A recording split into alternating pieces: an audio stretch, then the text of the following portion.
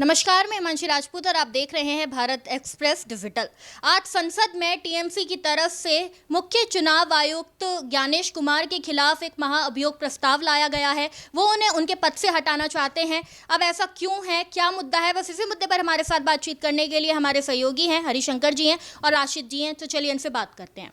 तो सर, सबसे पहले आप जानते ही हैं कि इस साल 5 राज्यों में चुनाव होने वाले हैं और अगले महीने हो सकता है कि बंगाल में चुनाव हो। इससे पहले जो टीएमसी है वो ज्ञानेश कुमार के खिलाफ महाअभियोग प्रस्ताव लेकर आई है।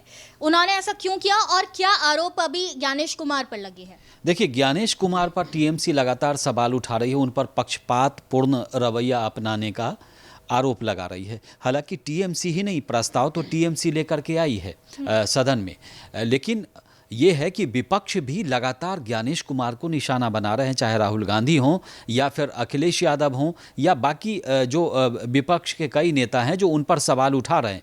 लेकिन सबसे बड़ी बात है कि आप प्रस्ताव लेकर के आए हैं और ये भारत के संसदीय इतिहास में पहली बार ऐसा हो रहा है कि मुख्य चुनाव आयुक्त के खिलाफ कोई दल जो है वो ये प्रस्ताव लेकर के आई है। अब सवाल ये है कि मतलब प्रस्ताव लेके आई है, पक्षपातपूर्ण रवैया अपनाने का उन पर आरोप है।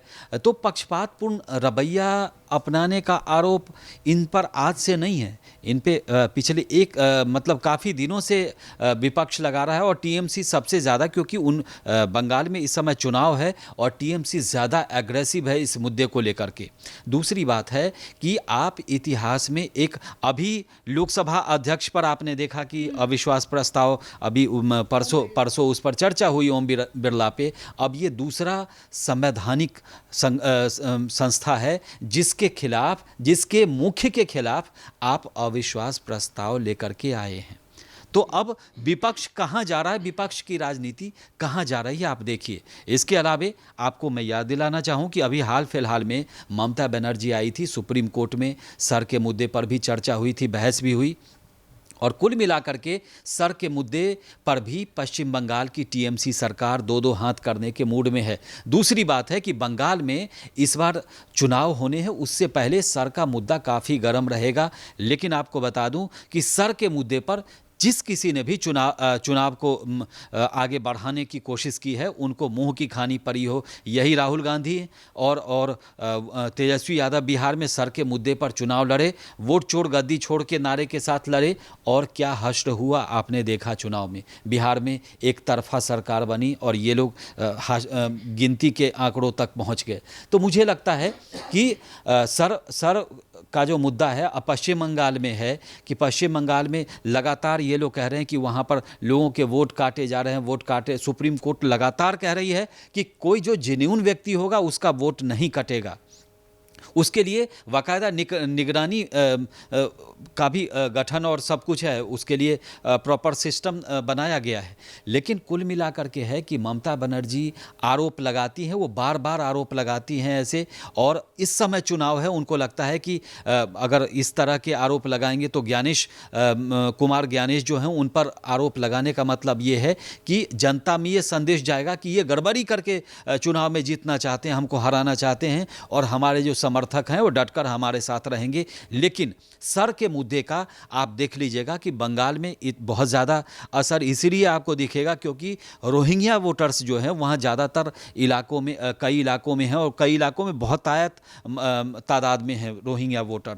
और अगर उनका आगे का जो इनका जो परफॉर्मा है उस हिसाब से अगर उसमें वो फिट नहीं बैठते, और आप देखिए ना इकोसिस्टम देखिए, ये विदेश से जो घुसपैठिए आते हैं इनका इकोसिस्टम इतना स्ट्रांग है देश में, और ये मजबूती से मैं कह रहा हूँ कि ये बांग्लादेश से आते हैं, कहीं और से आते हैं और भारत में आने के बाद इनका राशन कार्ड बनता है बाकायदा, इनको राशन कार्ड के बाद इनकी पहचान पत्र बनवाई जाती है, इनका आधार कार्ड बनवाया जाता है और उसके बाद इनको नौकरी दिलाई जाती है। आप राजधानी दिल्ली तक में नौकरी में अलग अलग संस्थानों में जो आपको 4th ग्रेड के काम में जो लोग लगे रहते हैं, आप उनको जा कर के देखें तो आधा आपको उन्हीं के लोग मिलेंगे, अलग अलग नाम से नाम बदल करके वो इन सब कामों में लगे रहते हैं। तो मुझे लगता है कि इस पर सर का जो मुद्दा है, इस पर ममता बनर्जी तो बहुत आगे जा चुकी हैं, लेकिन अगर वाकई में अगर ईमानदारी से वहाँ पर होगा तो आपको चुनाव में कुछ न कुछ असर इसका ज़रूर दिखने वाला है। देखिए, बंगाल में अगले महीने चुनाव होने वाले हैं और इससे पहले जो ममता बनर्जी है वो लगातार कभी एसआईआर का मुद्दा, अब ज्ञानेश कुमार को बीच में ले आए हैं। तो क्या ममता बनर्जी को अब अपनी राजनीति पर भरोसा नहीं रहा, किसी बात का डर लग रहा है? आखिर ऐसी चीज़ें टीएमसी की तरफ से इस वक्त क्यों हो रही है, इलेक्शन से 1 महीने पहले? देखिए हिमांशी, जब अगर देखा जाए 1 महीने पहले नहीं, कई महीनों से पहले ही चल रही है। इसमें बंगाल के मुद्दे नहीं उठाए जा रहे हैं। बंगाल के जो बेसिक मुद्दे हैं, जो वहाँ के चुनाव से रिलेटेड जो मुद्दे कह सकते हैं, जो बातें कह सकते हैं, वो नहीं आई जा रही हैं। लेकिन हाँ, उसके अलावा जो मुद्दे सारे हैं वो इसमें उठाए जा रहे हैं। आप देखेंगे कि उनका आरोप लगाना, दिल्ली आना, प्रदर्शन करना, सीबीआई जिस तरह से वहाँ छापे मारती है उसके बीच पहुँच जाना और वहाँ से मोबाइल और फाइल लेके निकलना, है ना। और उसके बाद ये दिल्ली में लोगों को लाके यहाँ प्रदर्शन करना, दिल्ली में लाके, सोच सकती हैं आपकी कैसे बंगाल पुलिस को बुलाना और ये कहना कि मुझे दिल्ली पुलिस पे भरोसा नहीं है ना। तो ये आप देख सकते हैं कि इस तरह से कुछ नहीं है।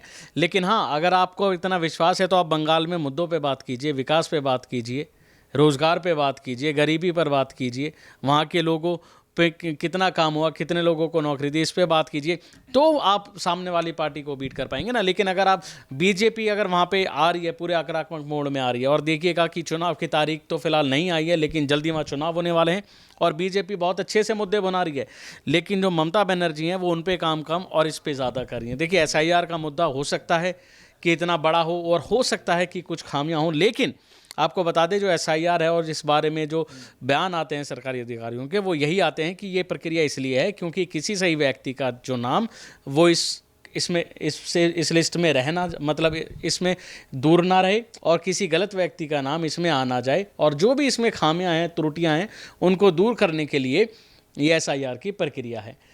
और अब जो वहाँ पे मुद्दे चल रहे हैं उस पर तो बात हो ही नहीं रही है। लगातार हम देख रहे हैं कि किस तरह से ममता बनर्जी कभी इसको लेके कभी उसको लेके खूब आरोप प्रत्यारोप कर रही हैं, लेकिन असल में जो वहाँ के मुद्दे हैं उन पर अभी किसी ने बात नहीं की है। बंगाल की जनता क्या चाहती है, वहाँ पे कितना विकास हुआ, कितनी सड़कें बनी, कितने लोगों को रोज़गार मिला। और रहा रोहिंग्या का मामला कि देखिए, बांग्लादेश से जो आने वाले रोहिंग्या कह लीजिए, घुसपैठिया कह लीजिए, बांग्लादेश और बंगाल वो वहाँ पे सीमा से घुसते हैं और ये खबर ऐसे आरोप पहले से लगते हैं।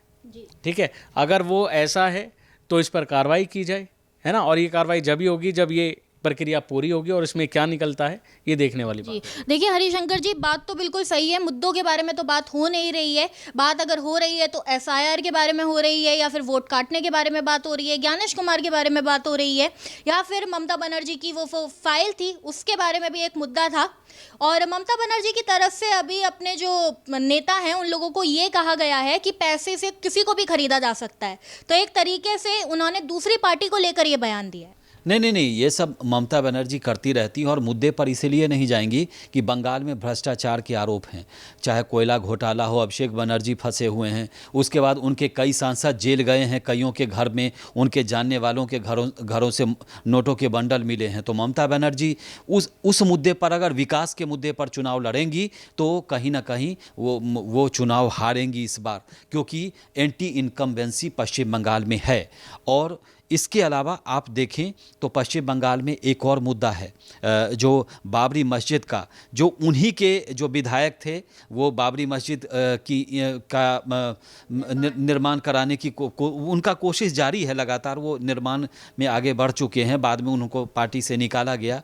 तो कुल मिलाकर के पश्चिम बंगाल का चुनाव कुछ इसी अंदाज में आपको दिखने वाला है सर, और ये इसी तरीके का मुद्दा रहेगा, क्योंकि जब विकास का मुद्दा होगा तो ममता बनर्जी का चुनाव जीतना मुश्किल हो जाएगा। तो कुल मिला के ज्ञानेश कुमार पर लगातार आरोप लग रहे हैं विपक्ष की तरफ से, और महाअभियोग प्रस्ताव वो संसद में लेकर आए हैं। अब देखना ये होगा इस मुद्दे पर आगे क्या कुछ होता है। देखते रहिए भारत एक्सप्रेस। नमस्कार।